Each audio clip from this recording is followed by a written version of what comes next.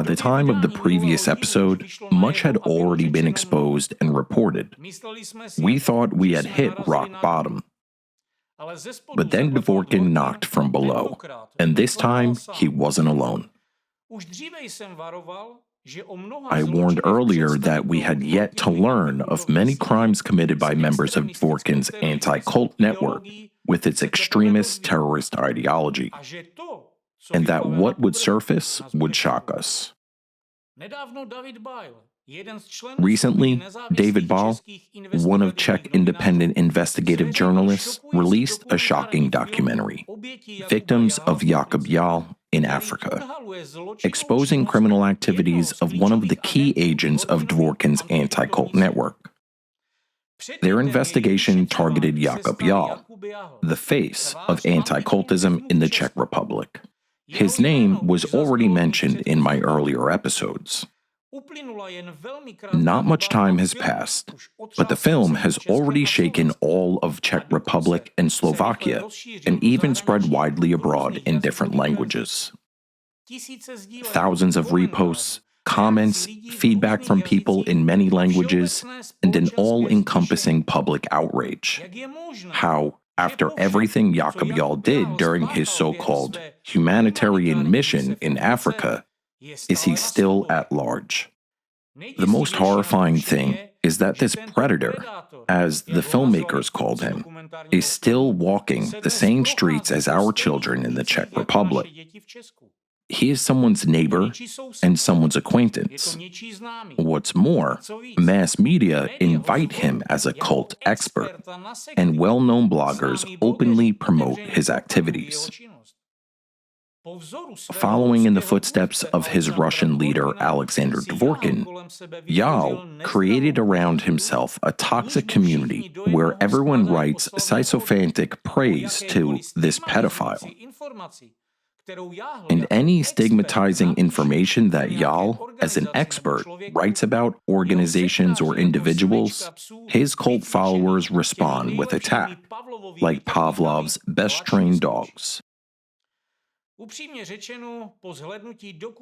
To be honest, after watching David Jahl's documentary, when you read justifying comments under social media posts of this maniac Jahl, it makes you want to vomit. What sane person would defend a sadist who, gratifying his manic urges, raped and slashed a little girl with a knife? Or forced little boys to defecate directly into his mouth? Would a person of sound mind justify such monstrous acts against innocent kids? What must be in a person's head to accuse of forgery a little child who should have had a happy childhood and serenely joyful mood? But instead, he picks up Jahl's photo with trembling hands and, stammering, tries to tell what happened to him.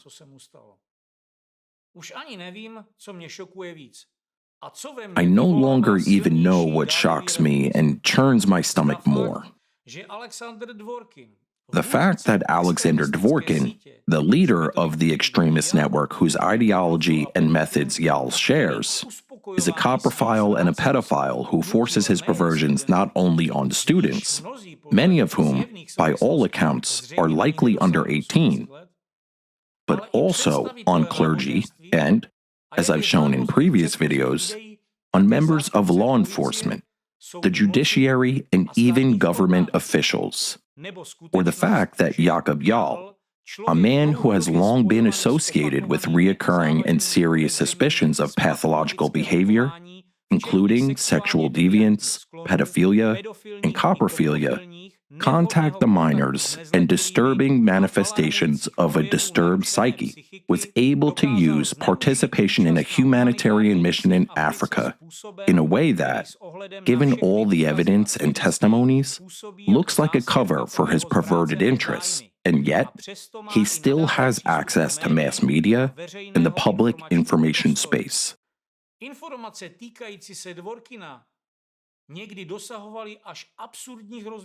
Sometimes, Information about Dvorkin sounds absurd.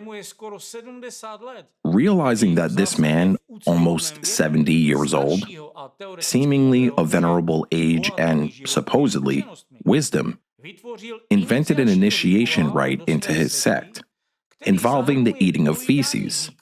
Only one thought comes to mind. The old man has completely lost his mind. That's why people in social media mockingly give Dvorkin his well-earned and much-desired title, Shit Grandpa. But personally, analyzing all the available information, as I've said before, I come to a conclusion that this is an incredible level of genius to merge his manic perversions with a system of attaining total power. Because, let me repeat, anyone who goes through Dvorkin's feces initiation into his sect, or, to call things by their proper names, anyone who eats Dvorkin's shit, gains money, status, power, and protection, but becomes a lifelong prisoner of his fecal anti-cult structure. Yet, returning to his international sectarian follower Jakub Jahl, it's hard to call this absurd. There's no room for jokes, laughter, or memes here. Although Jahl himself clearly enjoyed the taste, as he happily posted people's creative jokes about himself on his blog, I still cannot get out of my head the eyes of those children who summoned all their courage and, through fear and enormous internal turmoil, spoke the truth about the white man who supposedly came to help them, but in fact beat them, injected them with unknown substances, raped and abused them. I think about what kind of courage it must have taken for those kids to speak these horrific truths out loud. Meanwhile, how does Jakub Jahl himself react to the release of the documentary where his victims openly describe his crimes? Evidently, as one of the fondest memories of his time in Africa, on his Instagram page, he posted a clip from the film featuring a child he had forced to defecate directly into his mouth and captioned a post, "This is real violence against children, forcing them to read a script of absurd accusations against me. Poor child." Poor child? Violence against children? Yes, Jakub, the child really is poor because of your disgusting coprophilic mouth. And who can talk about violence against children better than you, indeed? But fine, Jahl's mind is already rotted by fecal intoxication. What else can you expect? But the people supporting his post. What about you? Whom are you supporting? Let's watch that clip from the documentary again. It's interesting, isn't it, why this anti-cult expert posted that clip, but cropped out the most important part. Look closely. You can see that the sheet of paper the journalist holds out to the boy has no text, but clearly shows a printed photo of Jahl himself. Why, Jakub? Was that part too inconvenient? Perhaps it would have said too much to your obedient fanatics, wouldn't it? You, those watching me now, surely many of you have children, have daughters. So I'm asking you now, can you imagine that happening to your daughter? Can you imagine your 10-year-old daughter being in a situation where she's attacked by a deranged anti-cultist who wants to abuse her body and forever cripple her psyche? I'm a father, and my heart ached with unbearable pain when I heard about Rosie's abuse, and how painful it was to hear that after the incident, she was left all alone, without family, without support, literally on the street. It's good there are kind people in the world, and there were those who could at least provide her with a night's lodging.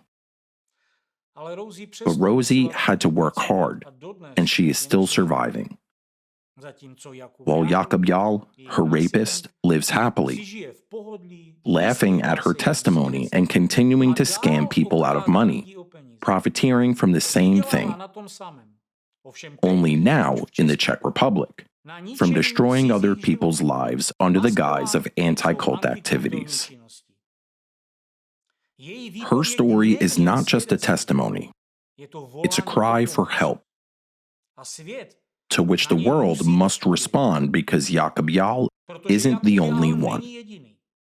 Dvorkin's entire anti-cult network, with which he is linked by a single extremist and terrorist ideology, has gathered obvious psychopaths, maniacs, and sadists. They are all like that. Would a normal, mentally healthy person share this kind of ideology? Rape children, beat them, or cut them? Would a sane person enjoy inflicting pain and suffering on others? Revel in destruction of other people's destinies? Make videos about it? Broadcast them openly? And boast as the greatest victory that they have exposed a sect?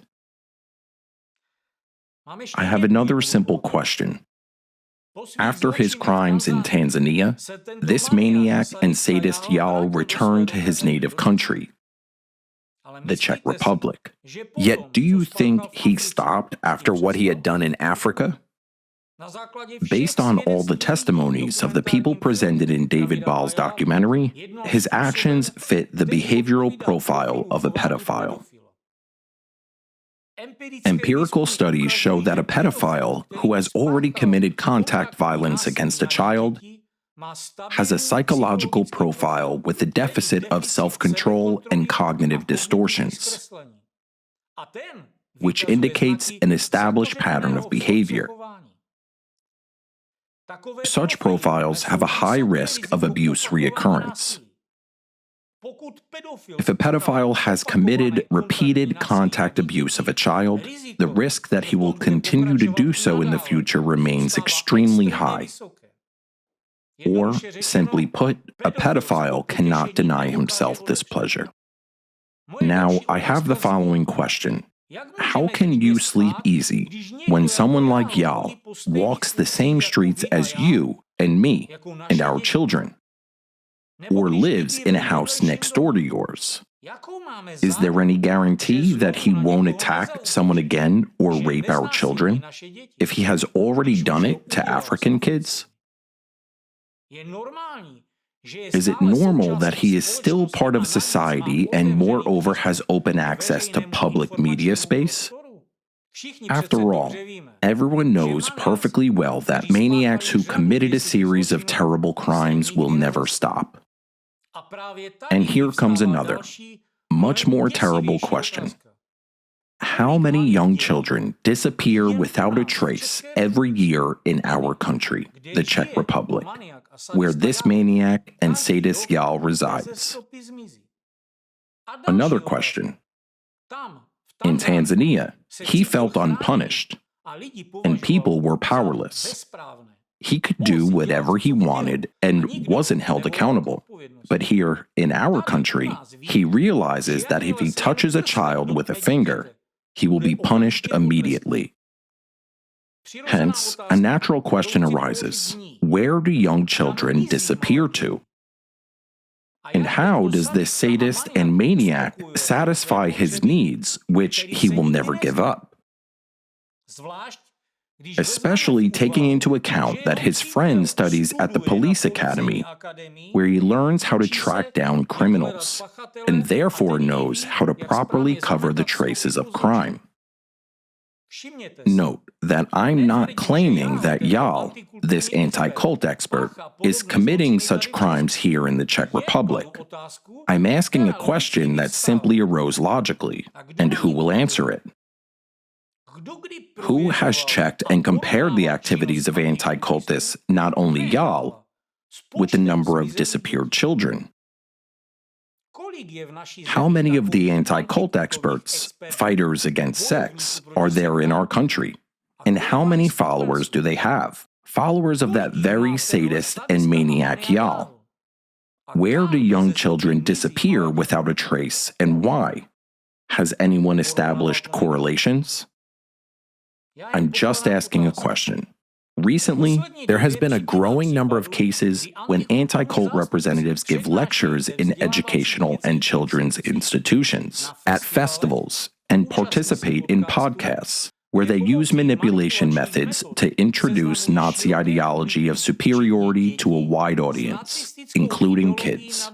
Let me remind you that Jakub Jahl, after he returned from Africa, studied at the Faculty of Religious Studies, and then changed his faculty and is now studying pedagogy at Charles University. Can you imagine such a thing? That a pedophile, a sadist, and a maniac would be a teacher in your child's school, and one day would walk into your daughter's or son's classroom?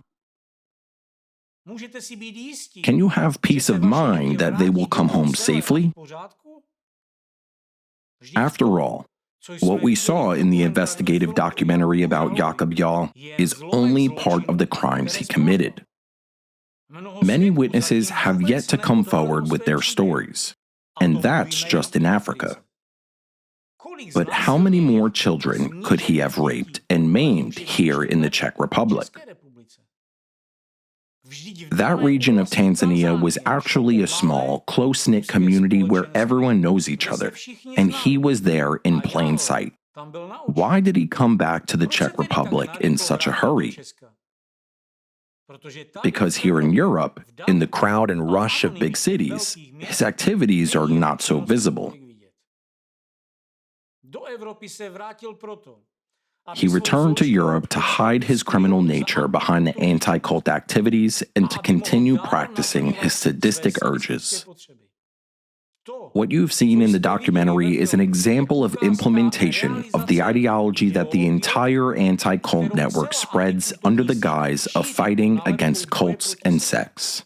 An ideology created in the Moscow office of Alexander Dvorkin, an old but, alas, extremely active psychopath whose fetish has long been known. Humiliation, cruelty, and total submission within the sect through initiation rituals involving the eating of feces. It was from his mouth 30 years ago that the stench of ideological fesism started.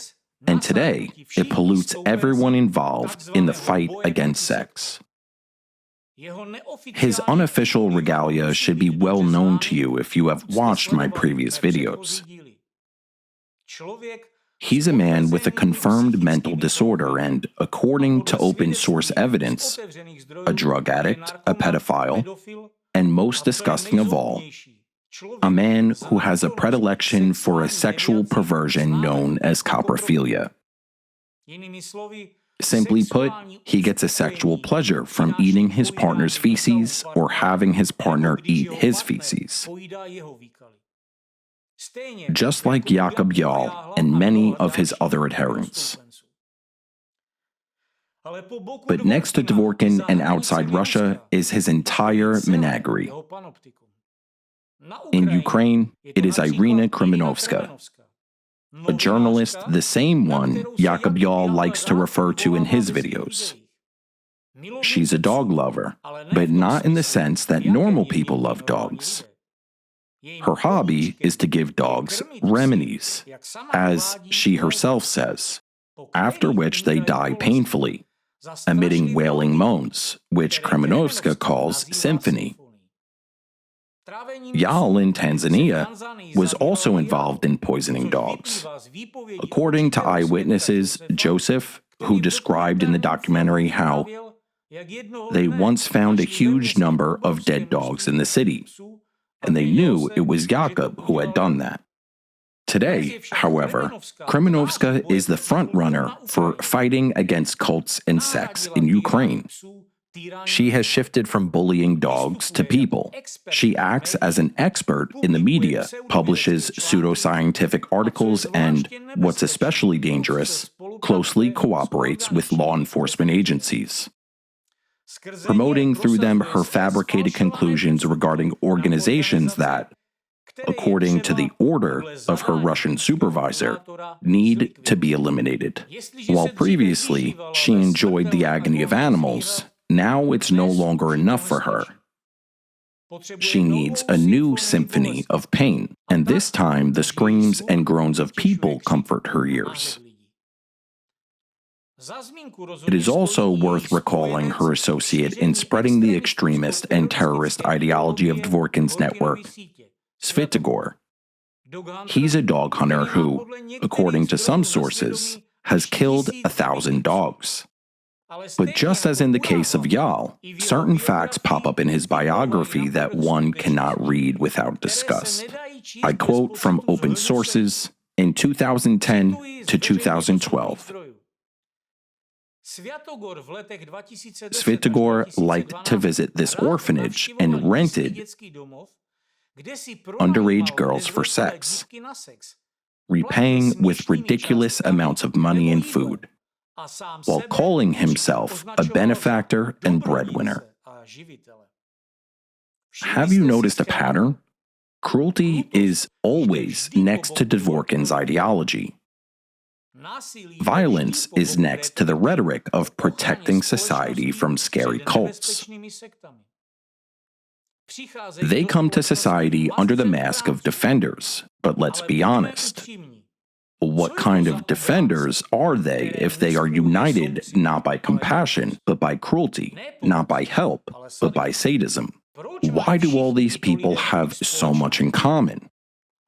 And why every time, under the guise of fighting cults and sects, we find traces of violence against children, against animals, against society? And behind some of the fighters against cults and sects and greatest exposers, we find huge numbers of children's corpses. If someone still believes these are all coincidences, then let them answer this one question. Why hasn't a single representative of this network condemned the actions of Jakub Jahl and distanced themselves from him? Why have none of them questioned his right to be called an expert? Why is there silence instead of, even worse, support? None of them said, "We're against violence. We stand for the law." Because in fact, they all stand for their own cause, for power, for the ability to decide who can be dehumanized today and who can be destroyed tomorrow. Because they consider themselves a higher caste, while we, ordinary people, and our children, are a lower caste in their eyes, a tool to satisfy their sadistic needs.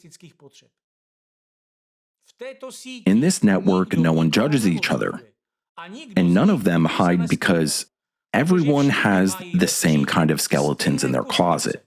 Some with the faces of children, some have dead animal collars, while others have pictures of themselves in front of fecal initiation. We're not talking about 3 or 4 mentally unstable people. This is an entire system, a distributed, disciplined, and coordinated system. If anyone else thinks that these are coincidences, let them think. How many coincidences do we need to start talking about a pattern? How many more of our children are supposed to disappear? How many more children have to be raped and murdered under the guise of a volunteer mission? How many dogs have to be killed, believers of various religions maimed, and lives ruined before you recognize that it is not an accident or coincidence? It's a pattern and a strategy. The most terrifying feature of the entire anti-cult network is its respectability. Outward and formal one. Almost none of its figures are recluses or madmen ranting in a town square with a megaphone. They are experts.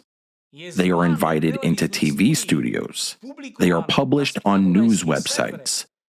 They write reviews, give commentaries, and speak at academic conferences. Their words spark investigative reports, and their statements form a basis for court rulings. To put it simply, this is how the anti-cult network merges with the media space. We see the same faces appearing as experts, then as authors of articles, and then as invited guests on talk shows, all promoting the same destructive, Nazi-style rhetoric of superiority of some people over others, undermining every principle of democracy. And it all takes place with impunity, right out in the open. They have taken up key positions in the information space, and through these channels, they legitimize their ideology, creating an atmosphere of fear, intolerance, and segregation. Yes, formally, it doesn't appear to be a centralized structure with a single headquarters. But the fact that the same individuals are active in mass media, education, and anti-cult activities is too consistent to be a coincidence. Ideological coordination has already been traced and documented.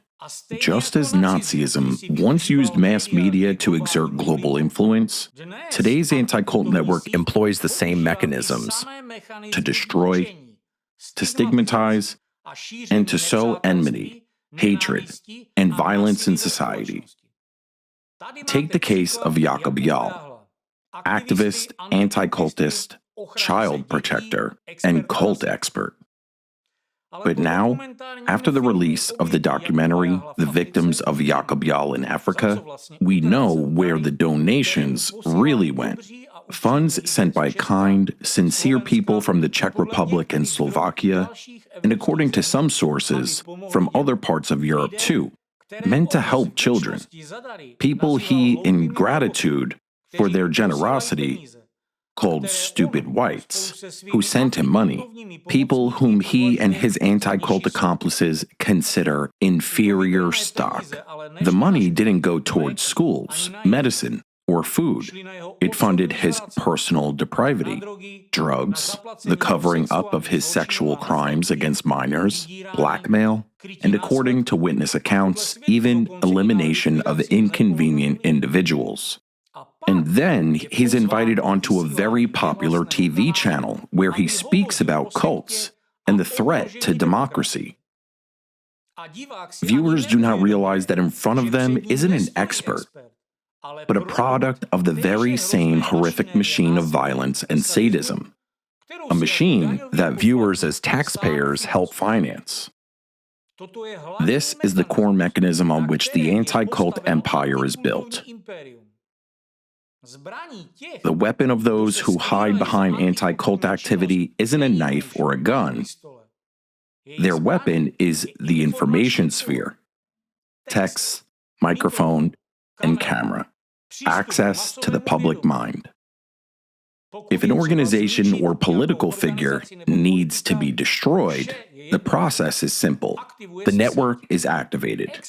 An expert from the anti-cult ranks speaks on the radio. A journalist, either manipulated or ideologically aligned with Dvorkin's network, publishes a so-called exposé. One or two TV segments featuring an anti-cult agent, and that's it. A person or group is labeled. They are no longer regarded as citizens, but as non-humans, a burden on society. From there, anything becomes permissible, being fired from a job, having children taken away, or being declared an extremist.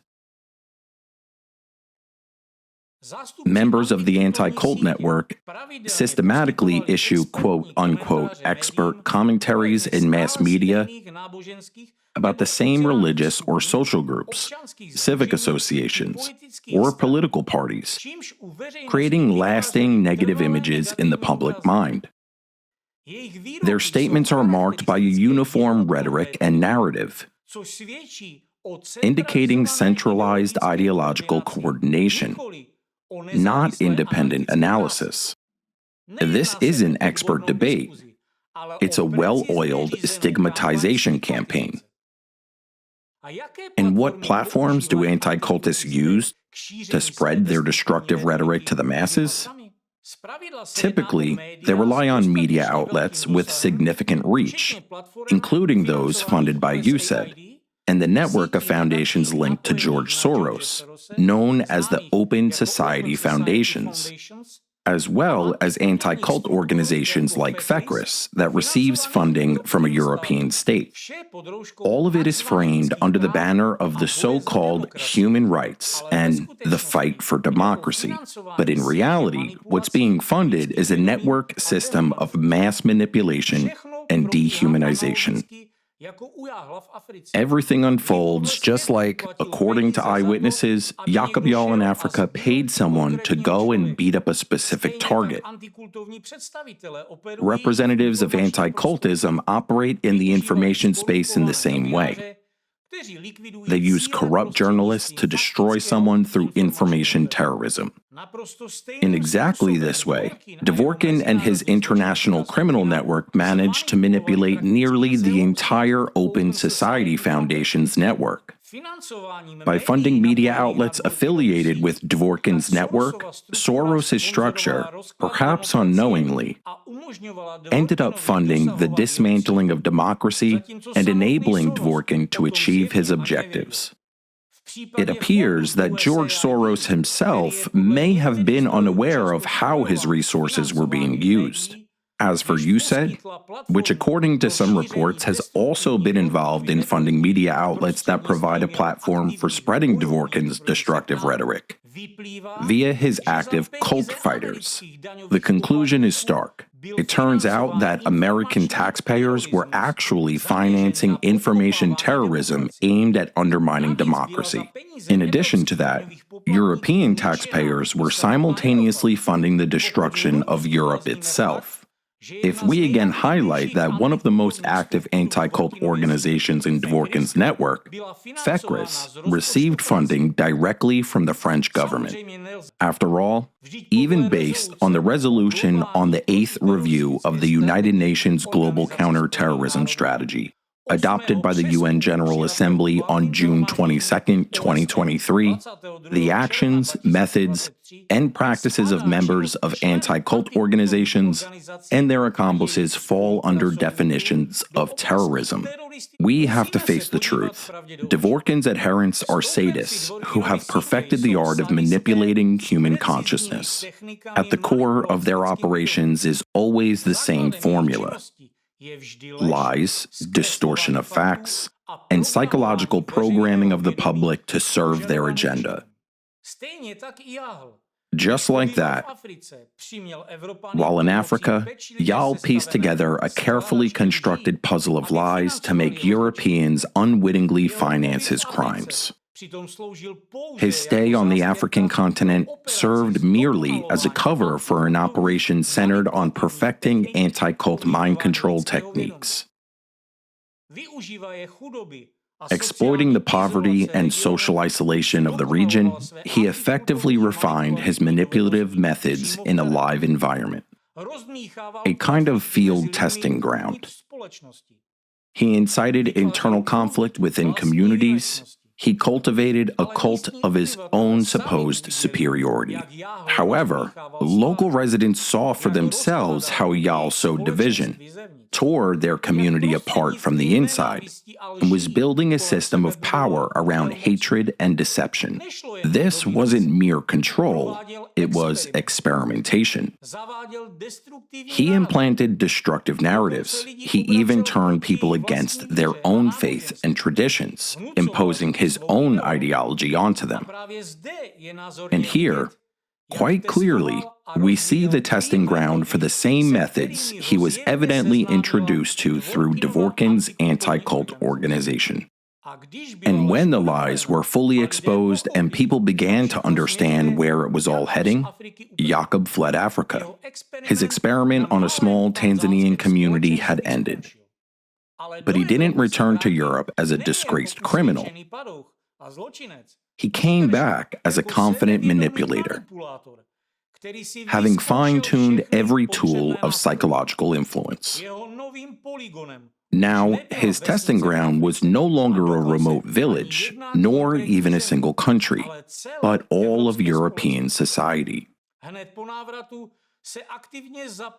As soon as he returned, he immediately resumed anti-cult activities and brought in his associate, Martin Siko, a police academy student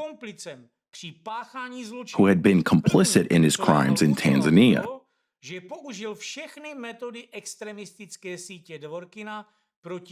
Jahl's first target was the very people who had worked with him in Africa, including volunteers like Tatiana, who had genuinely helped local children in the same Tanzanian town. When back in Europe, Jahl launched smear campaigns against her and other people, accusing them of fraud and other fabricated crimes. He weaponized social media, engaged in media-driven dehumanization, and activated other anti-cult operatives. Right here, in front of everyone, he applied the same methods, the same rhetoric, and the same toxic mix of neurolinguistic programming, Nazism, and cruelty. That's exactly how Dvorkin's entire network with its extremist and terrorist ideology operates, using covert techniques of manipulating both the conscious and the subconscious minds. Anti-cult activity is just a facade, a cover for advancing much broader and more sinister goals. Every agent within Dvorkin's network isn't merely an ideological foot soldier in his army. They are tools used to advance his own personal power. If we were to give a proper legal classification to this transnational anti-cult network, whose representatives, including Jakub, Kremenovska, and Svitogor, are waging a covert yet devastating war against humanity, we would find that their coordination is not based on formal contracts, but on a shared criminal ideology, a common goal, and synchronized operations. However, it's important to recognize that this structure contains internal tiers. There are individuals like Jakub, rabid attack dogs, maniacs, and sociopaths. Within Dvorkin's anti-cult apparatus, they have a specific function: to foam at the mouth and viciously assault various religious and non-religious organizations, individuals, and even politicians on command. No one trusts them with serious work, of course. Their role is to terrorize and attack whoever the master points to. Take a step back and think. The representatives of this network only go after those who appear on Dvorkin's list. The behavior of such convenient enforcers like Jahl reveals a criminal psychological pattern: sadistic pleasure taken in the humiliation and suffering of other people, all under the mask of a supposed ideological mission. They don't need to understand the broader goal. They only need permission to attack. It's a pack-hunting dynamic, pure and simple. And as we know, a dog's only loyalty is to the one who feeds it. The one who doles out meat is the one who decides who gets mauled. In this case, Dvorkin is the ideological butcher. He throws human targets, entire communities, religious movements, businesses, and influential political figures into the pen for his dogs to tear apart. Not because they are fighting dangerous elements, but because violence is their only source of stimulation. These are creatures starved for power, control, and domination. Sociopaths on short leashes, known to the public under the euphemism anticultists. They don't need anything to be explained to them. Just give them a victim, mark the target, and they're already howling with anticipation. For these sadists, what matters is seeing pain in people's eyes. From time to time, they are granted the pleasure wallowing in the bloodied puddle of public terror. That's their nourishment. They're allowed to play the game of public shaming and ecstatically rip into the victim live on air, calling it fighting cults and protecting society. Once the public becomes desensitized to this spectacle, the next phase of the power grab begins. A command is issued to attack a party, a politician, or a president. Anyone who currently interferes with the master's desired course of events. But beyond these rabid dogs, there's a second tier, far more dangerous. Those are not leash-bound mutts. Those are architects, the intellectual conductors. They sit in universities, on theology faculties, on expert panels for religious assessments, in government think tanks, and influential media outlets. Sometimes they bear professor titles, sometimes national honors. Their task isn't to bark. Their task is ideological programming. They are the ones who write books, give lectures, publish their academic papers, and provide expert opinions, and commentaries later cited by the entire Anticult network. It is they who coined the terminology that investigators, ministers, and even presidents later adopt. There are very few of them, maybe one or two per country. No more are needed. Their work is to inject a concept or a model. And then, like in a laboratory, the virus spreads everywhere, infecting discourse, infecting bureaucrats and vocabulary. They know precisely what they are doing: write destructive cult or dangerous sect into a manual, and soon everyone will be parroting it like a mantra, understanding neither the meaning nor the purpose, but following orders all the same.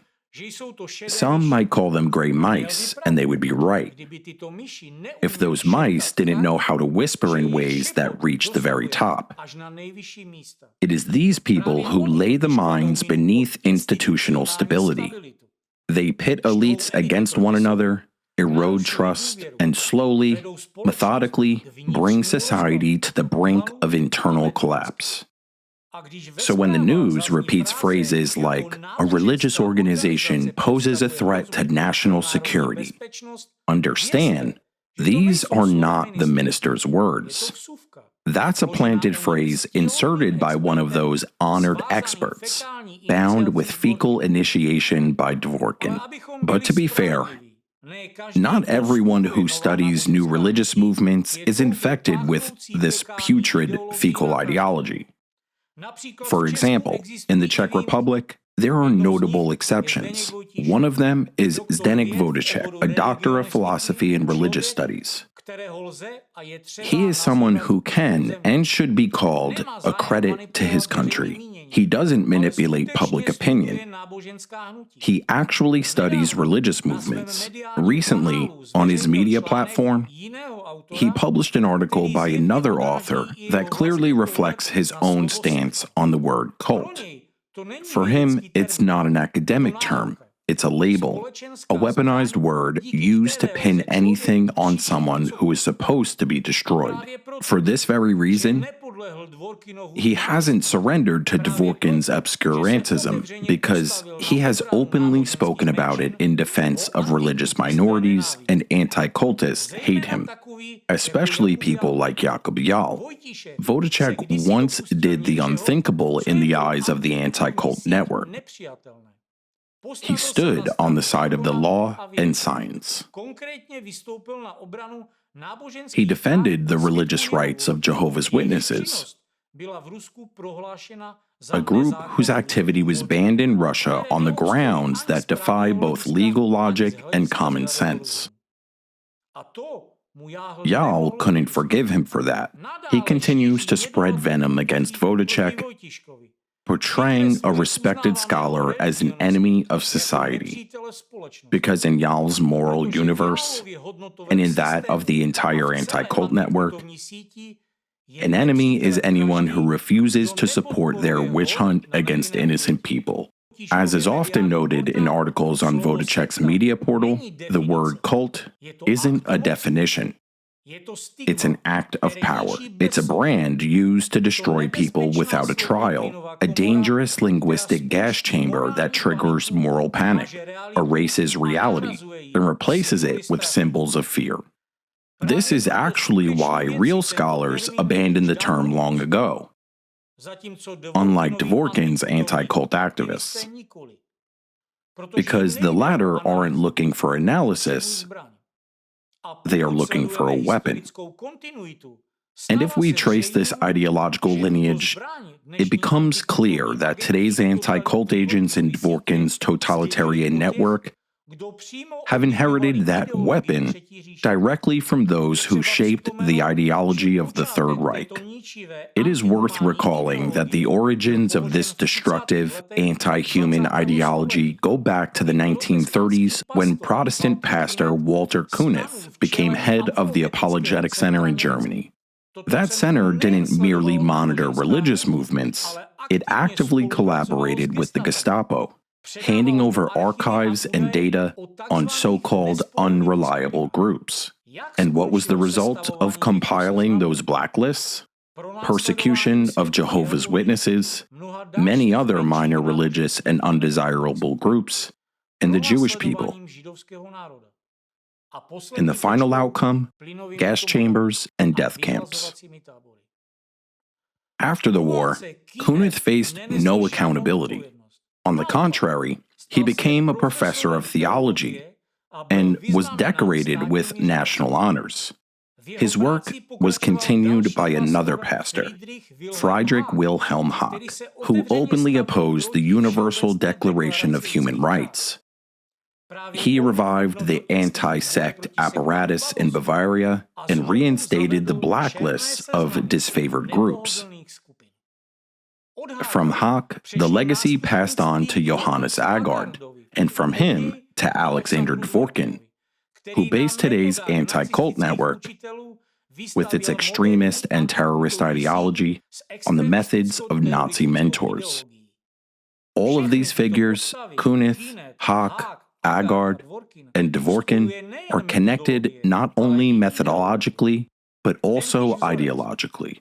The same pattern repeats: labeling, compiling blacklists, coordinating with law enforcement, and spreading hostility throughout society.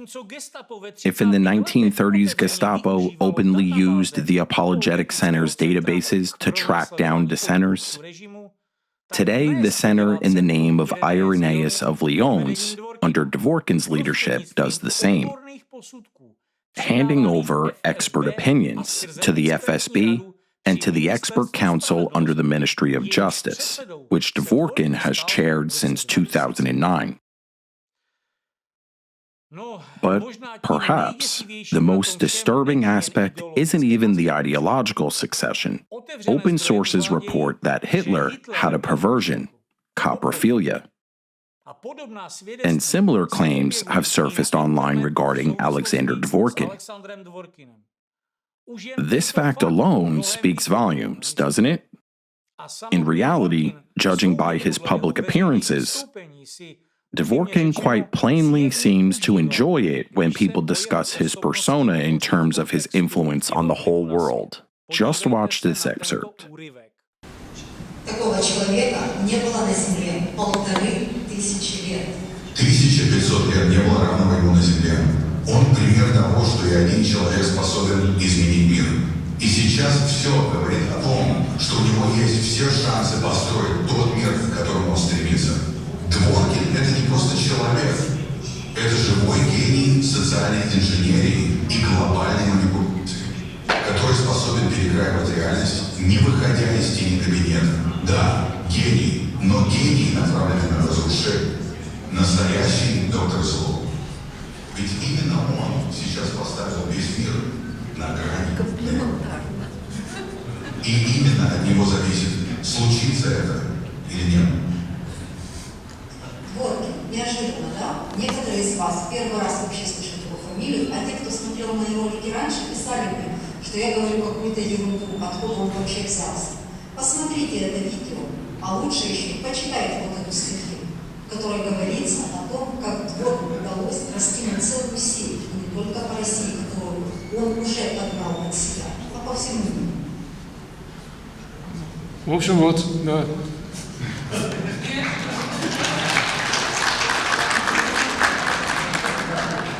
И, несколько картинок. Такого человека. Да.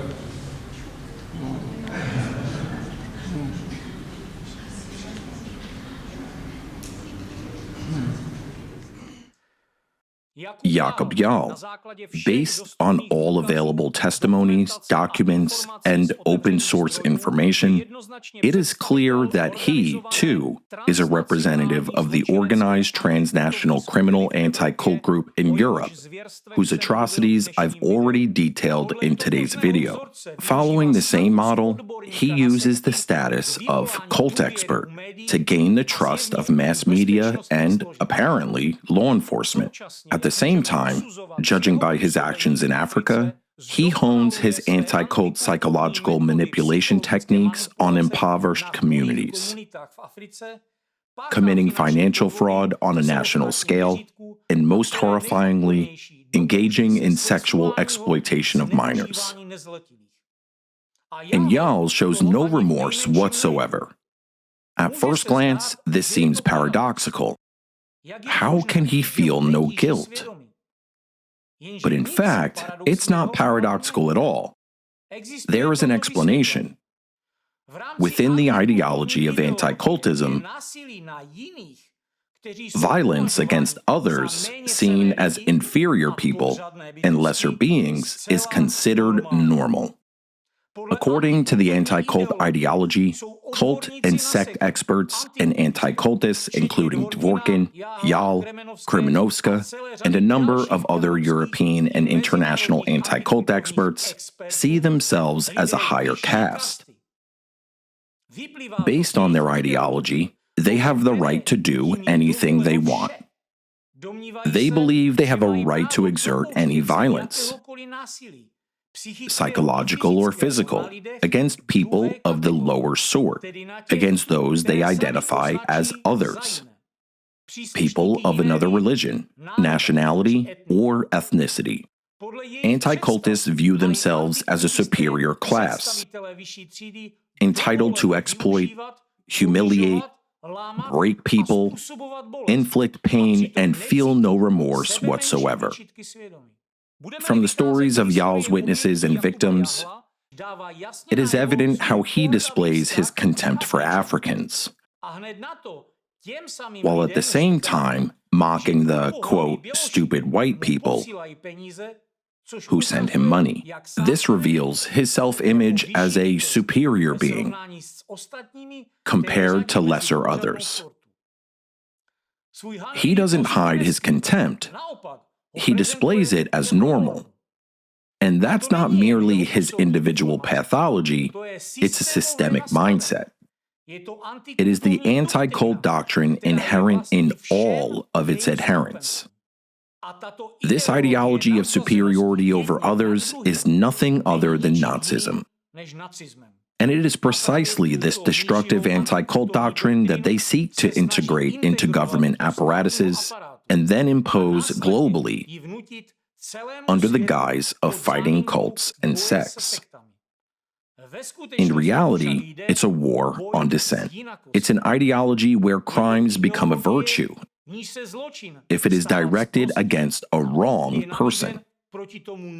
And if we allow this ideology to become part of global policy, the consequences will be irreversible. History has already shown what happens when anti-cult rhetoric is elevated to national ideology. In Nazi Germany, Kunith's methods became tools of repression. Groups branded as a threat to society were exterminated, from Jehovah's Witnesses to the Jewish people. The same logic implanted by Dvorkin is applied in China today. Branding Falun Gong as a cult became the legal pretext for mass repression, torture, and organ harvesting from living people. Anti-cult technologies are used as weapons of hybrid warfare to undermine democracy, destroy civil society, and establish ideological control. The anti-cult axis built around Dvorkin's network is not a local phenomenon, but a systemic threat to international security because the strategic goal of the anti-cult network is nothing less than subversion of statehood. Inciting hatred is not the end goal. It's a key method for implementing a much larger criminal intent directed against the very foundations of statehood. Their actions are not merely extremism, they are a precise technology of political destabilization. Their aim is to establish an ideological monopoly, to reach a position where the anti-cult doctrine is recognized as the only correct one at the national level. Yet, their ultimate goal is power. Representatives of the criminal anti-cult network seek to occupy positions as system-level experts within government and international institutions. Their goal is not to participate in public debate, but to monopolize interpretation of such concepts as religion, threat, extremism, security, and norm, and impose their own ideological agenda on society. This is a seizure of the regulatory apparatus, where they alone determine what is permissible and what must be excluded from the legal and cultural sphere. What is particularly alarming is that among those seeking expert status are individuals such as Jakub Jahl, already credibly accused of heinous crimes ranging from sexual violence to financial fraud. Nevertheless, these individuals attempt to use the title of experts to attain immunity, and a tool to extend their influence and institutionalize the expansion of their inhumane ideology. Psycholinguistically, the rhetoric of the anti-cult actors is constructed on the principle of normative inversion. They erase the line between evil and acceptable, between truth and manipulation. This is the essence of cognitive aggression, implanting destructive attitudes into public consciousness while presenting them as rational norms. In such a system, an individual is stripped of the right to critical thought, while humanistic values are replaced with distorted constructs where even cruel crimes may be justified as serving a higher purpose. Think about where this leads to. If figures like Jahl are allowed to shape public opinion through mass media, educational programs, and legal expertise, they are in effect rewriting the moral code of society. If for Jahl, as a typical representative of the anti-cult ideology, it is normal to rape children, cut them with knives, and force them to defecate into his mouth, then he will definitely seek to normalize such abuses and even codify them into government-sanctioned norms. Are we, as a civilized society, prepared to accept that? Are we willing to allow these very people to decide what our children will be taught? Which ideologies are permissible? And which organizations are allowed to exist? No way. This is why granting any representative of the anti-cult movement access to expert, legislative, governmental, or media roles must be regarded exclusively as a threat to public security. Today, both in Europe and the United States increasingly recognize the true nature of the Russia-orchestrated anti-cult ideology and are actively resisting it. International investigations are underway, legal assessments are being made, and sanctions are being developed.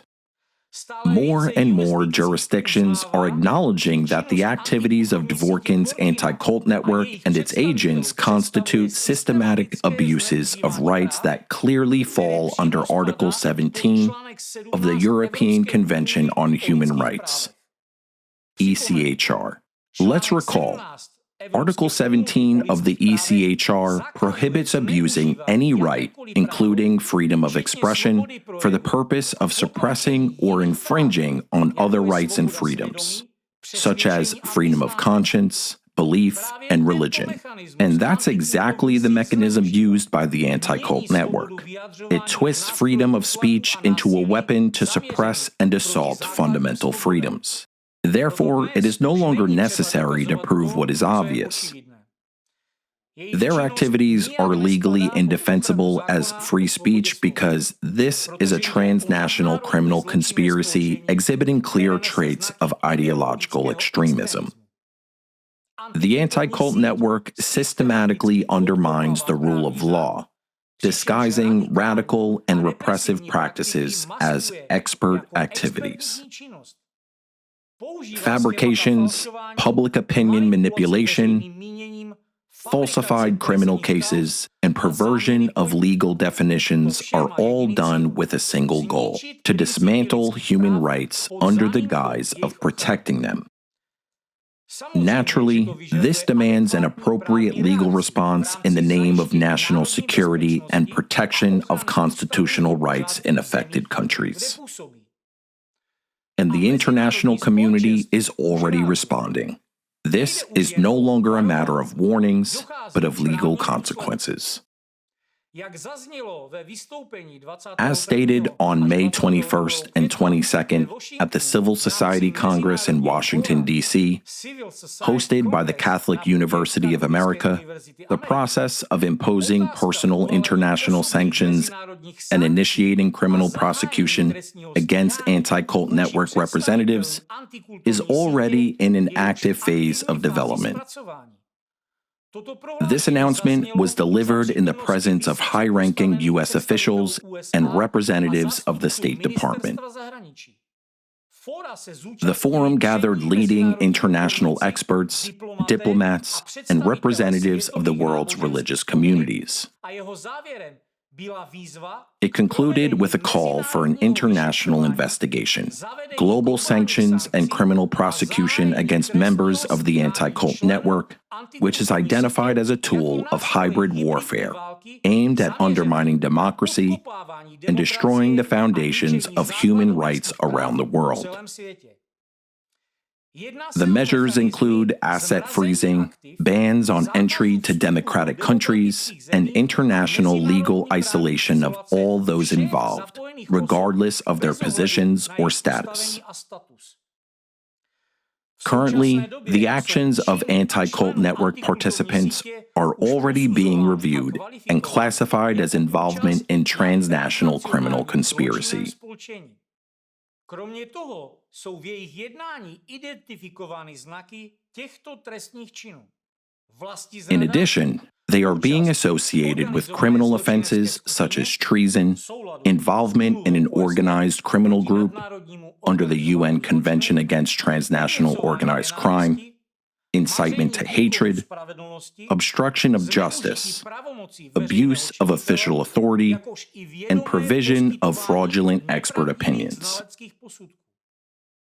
An international mechanism is being developed to challenge and review court decisions that were fabricated with the involvement of anti-cult network representatives.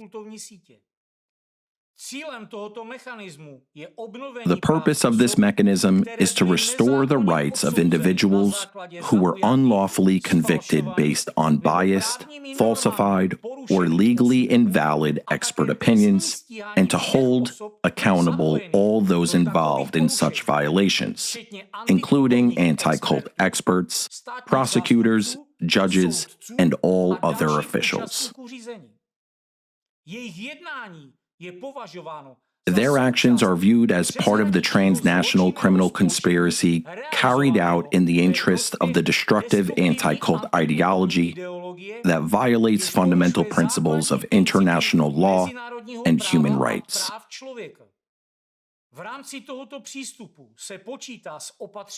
This approach allows for the steps aimed at the international prosecution of such individuals, as well as the possibility of initiating sanctions, up to and including the imposition of restrictive measures against countries that refuse to cooperate with international legal bodies, or shelter those involved in fabrications, or continue to protect individuals implicated in this international criminal conspiracy, and acting in the interest of Dvorkin's anti-cult network. Sanctions may be applied in cases where a state refuses to extradite the defendants for international justice or ignores demands to review court rulings issued by clear signs of illegality. Ask yourselves honestly, do you want to live in a truly democratic, free, and safe society? A society where your children and the children of your neighbors grow up with open hearts, not under the influence of those who teach manipulation, break people's will, and destroy lives. Would you want someone like Dvorkin to have access to your child's mind, shaping them into the next Jakub Jahl who, according to his victims' own testimonies, was a rapist and a sadist, whose atrocities are now spoken of with horror? Would you want your child to fall victim to a pedophile like that? If you don't want this to happen, don't turn away from everything you've heard today. For many families, this is already a tragic reality. And we're not just talking about children who have become victims.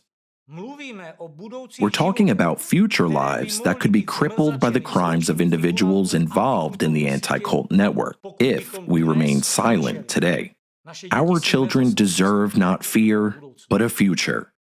And that future begins with our courage to speak the truth and to speak it loudly.